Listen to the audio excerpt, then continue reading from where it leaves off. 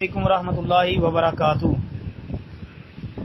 بھائی کا سوال ہے کہ نبی علیہ الصلوۃ والسلام کے صحابہ نے اللہ کے رسول صلی اللہ علیہ وسلم کی نماز جنازہ الگ الگ پڑھی تھی، کہتے ہیں جی اس کی تحقیق بتا دیں۔ جی بھائی بالکل پڑھی تھی، مسند احمد کے اندر حدیث آتی ہے، 11,052 نمبر حدیث ہے مسند احمد میں جی، اور حدیث بھی انشاءاللہ درست ہے۔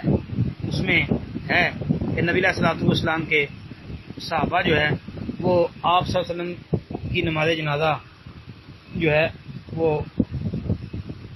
پڑھتے، یعنی ایک دروازے سے داخل ہوتے اور نماز پڑھتے گروہوں کی شکل میں، تو دوسرے دروازے سے نکل جاتے۔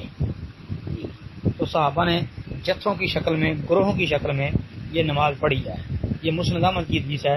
اس کے علاوہ بھائی اور کتابوں میں بھی روایت موجود ہے، مثلا شمائل ترمذی جو ہے امام ترمذی رحمۃ اللہ علیہ کی، اس کے اندر بھی اس کی ایک سند موجود ہے، اور بھی کئی کتابوں میں آتی ہے۔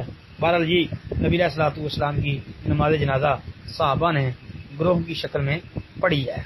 اور جو لوگ یہ کہتے ہیں کہ آپ علیہ الصلوۃ والسلام کا جنازہ نہیں پڑھا گیا، صرف لوگ جاتے تھے درود پڑھ کے واپس آ جاتے تھے، یہ ان کی بات بے بنیاد ہے۔